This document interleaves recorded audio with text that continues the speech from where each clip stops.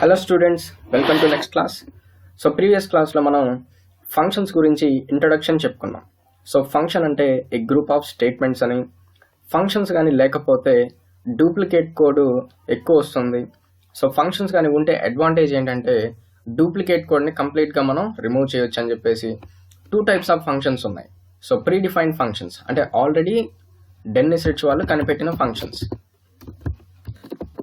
Next user defined functions అంటే వాళ్ళు ఎలాగైతే ఫంక్షన్స్ని క్రియేట్ చేశారో లైక్ printf అండ్ scanf, ఇలాంటివి మన సొంతగా క్రియేట్ చేయడానికి user defined function second category. అయితే యూజర్ డిఫైన్డ్ ఫంక్షన్స్ని క్రియేట్ చేయడానికి కావాల్సిన సింటాక్స్ గురించి ఒక బేసిక్ ఎగ్జాంపుల్ కూడా నేను ఎక్స్ప్లెయిన్ చేశాను. అయితే సింటాక్స్ ఏంటో చూడండి. Return type, function name and parameter list and function task. So మనం ఫంక్షన్ని సొంతగా క్రియేట్ చేయాలంటే ఈ సింటాక్స్ని ఫాలో అవ్వాలి. సో ఫంక్షన్ని మనం ఈ 4 వేస్లో డిస్కస్ చేస్తే మీ డౌట్స్ అన్నీ క్లియర్ అవుతాయి. సో ఫంక్షన్స్ మీద మీకు కంప్లీట్ గ్రిప్ వస్తుంది, క్లియర్. సో మనం ఫస్ట్ ఆఫ్ ఆల్ ఈ క్లాస్లో ఫంక్షన్స్ వితౌట్ పారామీటర్స్, సో ఫంక్షన్స్కి పారామీటర్స్ని ఎప్పుడు తీసుకోకూడదో దాని గురించి డిస్కస్ చేద్దాం. అయితే ఫంక్షన్కి మనం పారామీటర్స్ని ఎప్పుడు తీసుకోకూడదు అంటే ఒక ఫంక్షన్ని మనం డిఫైన్ చేస్తాం. ఒక ఫంక్షన్ని డిఫైన్ చేస్తాం. For example let me define a function greet. So నేను ఒక ఫంక్షన్ని డిఫైన్ చేయబోతున్నాను, దాని పేరు వచ్చేసి గ్రీట్. అయితే నేను ఇక్కడ పారామీటర్స్ తీసుకోవట్లేదు. ఎందుకు తీసుకోవట్లేదంటే దీన్ని కాల్ చేసిన ప్రతిసారి నాకు ఒకటే టాస్క్ జరగాలి. దీన్ని కాల్ చేసిన ప్రతిసారి నాకు ఒకటే టాస్క్ జరగాలి. అంటే ఫర్ ఎగ్జాంపుల్ నేను ఒక 5 టైమ్స్ కాల్ చేద్దాం అనుకుంటున్నాను. 5 టైమ్స్ నేను దీని నుంచి ఏం ఎక్స్పెక్ట్ చేస్తున్నానంటే same output, same result. So నేను గ్రీట్ అనే ఫంక్షన్ని ఎన్ని టైమ్స్ కాల్ చేసినా నేను సేమ్ రిజల్ట్ని ఎక్స్పెక్ట్ చేస్తున్నాను. I want to produce same result for multiple calls of this greet function. అప్పుడు మనం పారామీటర్స్ని తీసుకోకూడదు. ఒకవేళ మనం డిఫరెంట్ రిజల్ట్స్ని ప్రొడ్యూస్ చేయాలి అనుకుంటే అప్పుడు పారామీటర్స్ని తీసుకోవాలి. ఒకసారి దీన్ని నేను మీకు ఎగ్జిక్యూట్ చేసి చూపిస్తాను. సో సేవ్ చేస్తున్నాం function dot C. So save and compile. So compilation successful and run. So మనకి చూడండి గ్రీట్ అనే ఫంక్షన్ని నేను ఒక్కసారి డిఫైన్ చేశాను. ఎన్ని టైమ్స్ కాల్ చేశాను? 5 టైమ్స్. సో నేను అనుకున్నాను I expected same result for 5 calls of greet function. So నేను 5 టైమ్స్ కాల్ చేసినప్పుడు నాకు రిజల్ట్ సేమ్గా కావాలని నేను అనుకున్నాను. అందువల్ల నేను పారామీటర్స్ని తీసుకోలేదు. అర్థమైంది కదా? అయితే దీన్ని మనం డిఫరెంట్ ఎగ్జాంపుల్స్ ద్వారా నేర్చుకోవచ్చు. అయితే ఏంటంటే సో ఫస్ట్ ఆఫ్ ఆల్ ఏంటి, ఫంక్షన్ వితౌట్ పారామీటర్స్. ఈ క్లాస్లో మన target function without parameters. So ఎప్పుడు మనం ఫంక్షన్కి పారామీటర్స్ తీసుకోకూడదు. సో ఇందాకే చెప్పాను, మనం ఎప్పుడైతే ఒక ఫంక్షన్ని ఒక 5 టైమ్స్ కాల్ చేసినప్పటికీ సేమ్ రిజల్ట్ని ఎక్స్పెక్ట్ చేసే పని అయితే అప్పుడు మాత్రం పారామీటర్స్ని తీసుకోకూడదు. సో క్లియర్గా డెఫినేషన్ రాశా. If you want to produce same result for multiple calls of a function and parameter list is optional. So 5 టైమ్సే కాదు, మీరు 500 టైమ్స్ కాల్ చేసినా కూడా సేమ్ రిజల్ట్సే కావాలి అనుకుంటే మాత్రం కంపల్సరీ పారామీటర్స్ని తీసుకోవద్దు. ఓకేనా? అయితే మనం ఈ 4 ఎగ్జాంపుల్స్ ద్వారా ఫంక్షన్ గురించి కొద్దిగా ఐడియా తెచ్చుకోవచ్చు, క్లియర్. సో ఫస్ట్ టాస్క్ చూడండి, define a function to print addition of 2 integers. మనం ఒక 2 నెంబర్స్ యాడ్ చేయడానికి ఫంక్షన్ని క్రియేట్ చేయాలి. ఓకేనా? అయితే ఇప్పుడు మనం ఒకసారి సింటాక్స్ కూడా చూద్దాం. సో ఫంక్షన్ని క్రియేట్ చేయడానికి సింటాక్స్ చూడండి. So first of all return type, దీన్ని మనం వాయిడ్ అని రాస్తాం. తర్వాత మనం ఫంక్షన్ నేమ్ మనకి నచ్చినట్టు రాస్తాం. అయితే ఏంటి, వితౌట్ పారామీటర్స్ అంటున్నాం కాబట్టి ఈ పార్ట్ అంతా మనం రాయము. తర్వాత ఫంక్షన్లో ఏం జరగాలి, సమ్ ఆఫ్ 2 నంబర్స్. ఓకేనా? అబ్జర్వ్ చేయండి. సో ఫస్ట్ ఆఫ్ ఆల్ మనం hash include stdio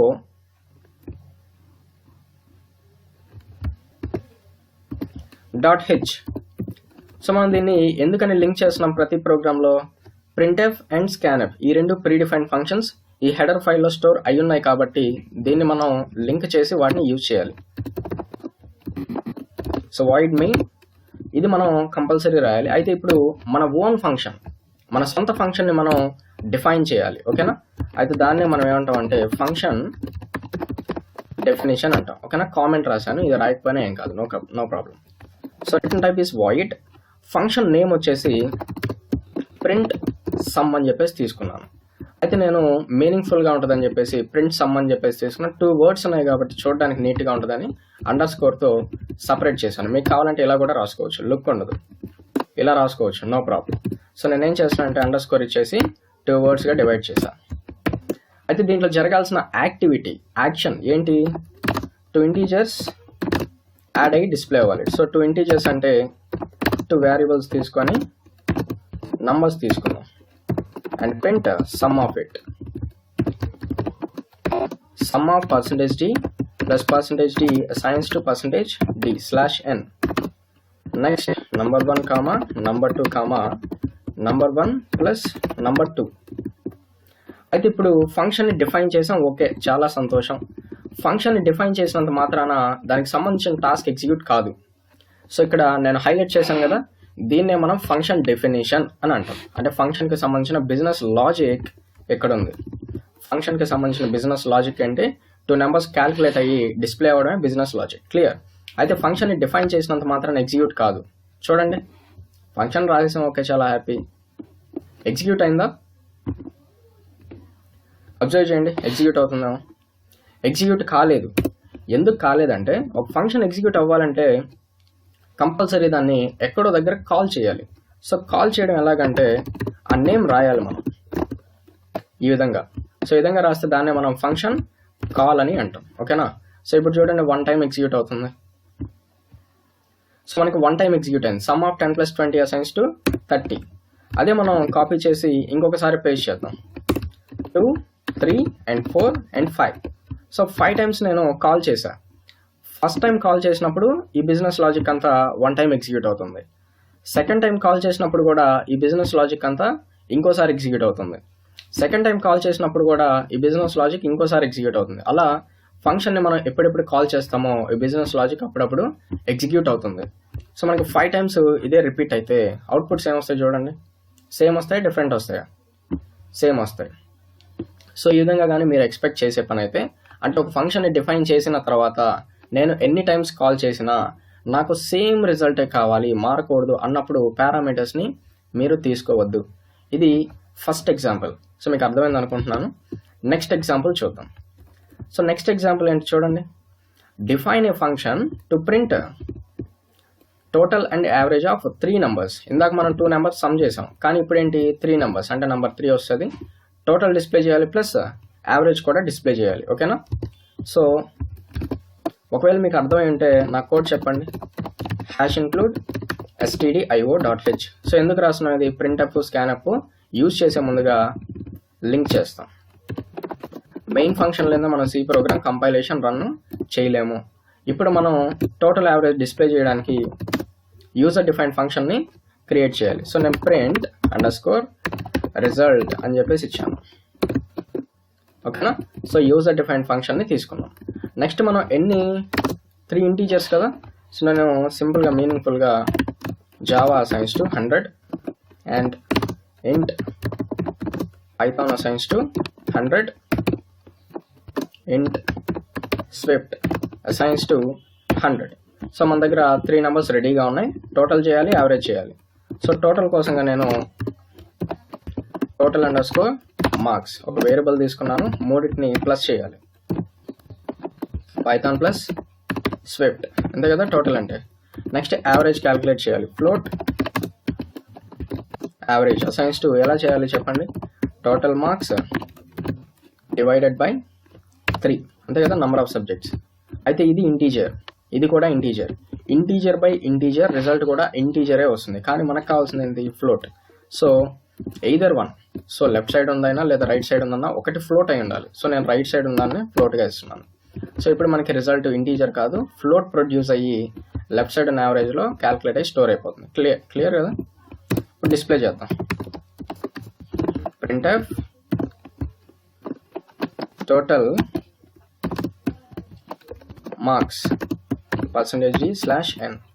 so variable ఉంది కదా టోటల్ _marks. సేమ్ అదేవిధంగా యావరేజ్ని కూడా డిస్ప్లే చేద్దాం. Average %f AVERAGE average.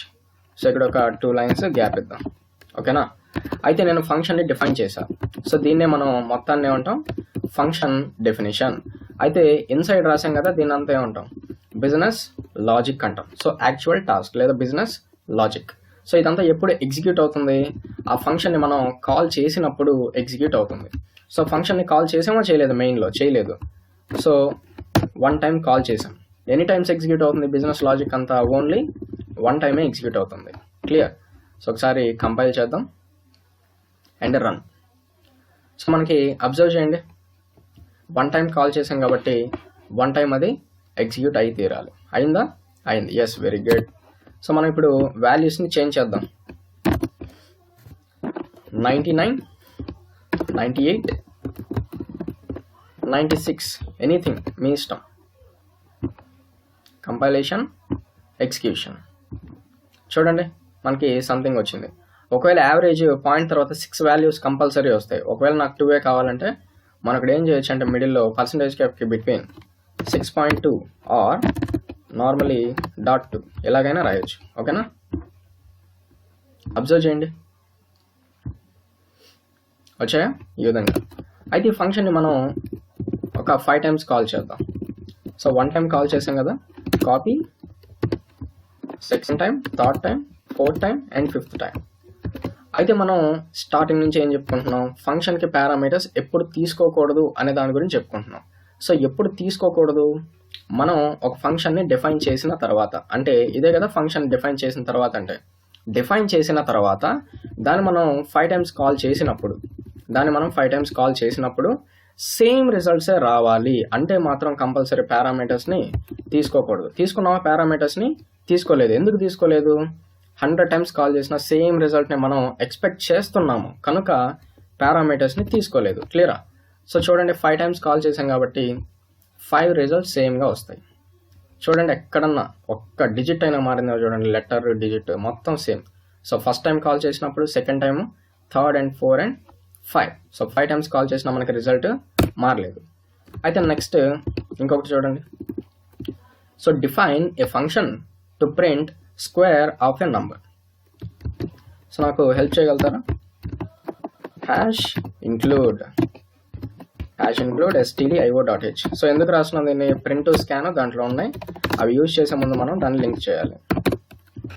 So ఇప్పుడు మనం వాయిడ్ ఫంక్షన్ నేము సింపుల్గా ప్రింట్ స్క్వేర్ అని చెప్పేసి తీసుకుందాం.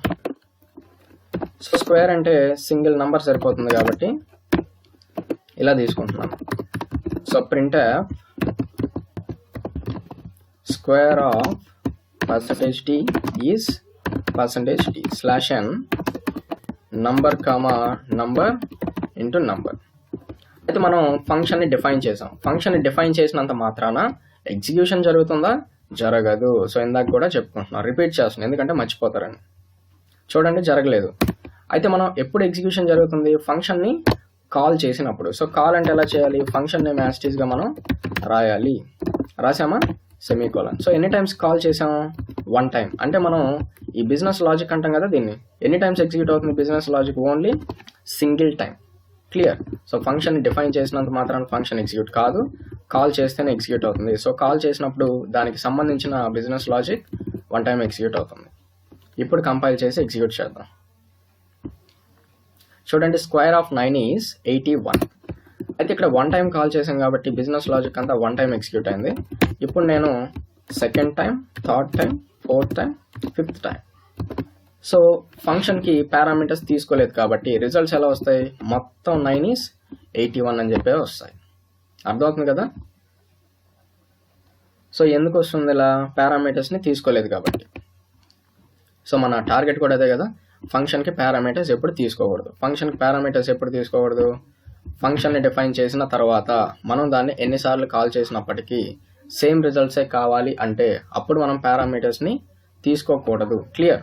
సో నెక్స్ట్ ఎగ్జాంపుల్ చూద్దాం. సో ఇక్కడ నెక్స్ట్ ఎగ్జాంపుల్ వచ్చేసి define a function to swap 2 integers. So 2 integers తీసుకొని వాల్యూస్ని ఇంటర్చేంజ్ చేయాలి. ఓకేనా? సో చెప్పండి ఎలా రాయాలి మనం? Hash include stdio.h. సో ఎందుకు రాస్తున్నాం దీన్ని? So print F, scan F దాంట్లో స్టోర్ అయి ఉన్నాయి, వాటిని యూజ్ చేసే ముందుగా దాన్ని ఇంక్లూడ్ చేయాలి. So main function. So function మనం ఎలా రాద్దాం అంటే డూ స్వాప్ అని చెప్పేసి రాసాం. మీ ఇష్టం, మీరు కావాలంటే సింపుల్గా స్వాప్ అని కూడా రాయొచ్చు. నేను డూ స్వాప్ అని చెప్పేసి ఇచ్చా.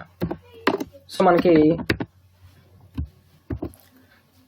మనకి స్వాపింగ్ చేయాలంటే కంపల్సరీ ఎన్ని వేరియబుల్స్ కావాలి? 2 వేరియబుల్స్ కావాలి. ఓకేనా? సో 10 అండ్ ఇంట్ number 2 assigns to 20. సో ఇక్కడ డిస్ప్లే చేస్తున్నా ప్రింట్ బిఫోర్ స్వాపింగ్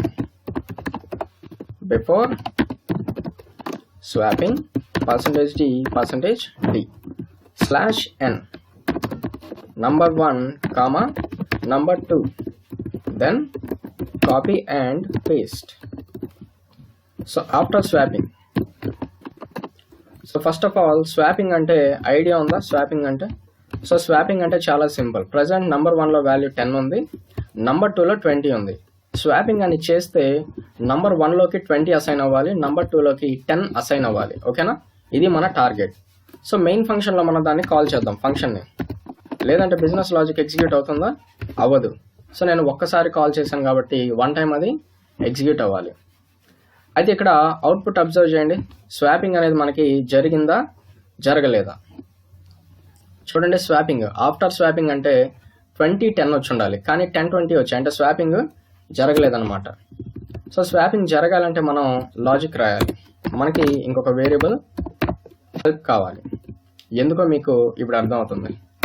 సో నేను ఫస్ట్ ఆఫ్ ఆల్ టెంప్ అనే వేరియబుల్కి నంబర్ 1 కానీ నంబర్ 2 కానీ అసైన్ చేస్తా. అంటే నంబర్ 1లో 10 ఉంది, అది ఇప్పుడు టెంప్లో అసైన్ అయింది. అంటే టెంప్లో 10 ఉంది, అది గుర్తుపెట్టుకోండి. అంటే నంబర్ 1ని నంబర్ 2తో రీప్లేస్ చేయొచ్చు. నంబర్ 2లో 20 కాస్త దీంట్లో స్టోర్ అయింది. అంటే నంబర్ 1లో ఇప్పుడు 20 ఉంది, 10 లేదు. ఓకేనా? అయితే ఇప్పుడు నంబర్ 2కి 20 వచ్చేలా చేయాలి, నంబర్ 2కి 10 వచ్చేలా చేయాలి. 10 రావాలంటే ఎక్కడ ఉంది? అది టెంప్లో ఉంది. ఈ విధంగా ఇప్పుడు అబ్జర్వ్ చేయండి. స్వాపింగ్ జరిగిన తర్వాత డిస్ప్లే చేస్తే చూడండి 20 and 10.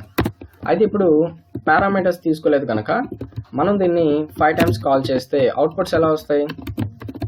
ఎస్, వెరీ గుడ్, అర్థమైంది మీకు. సో కంపైల్ చేసి రన్ చేద్దాం,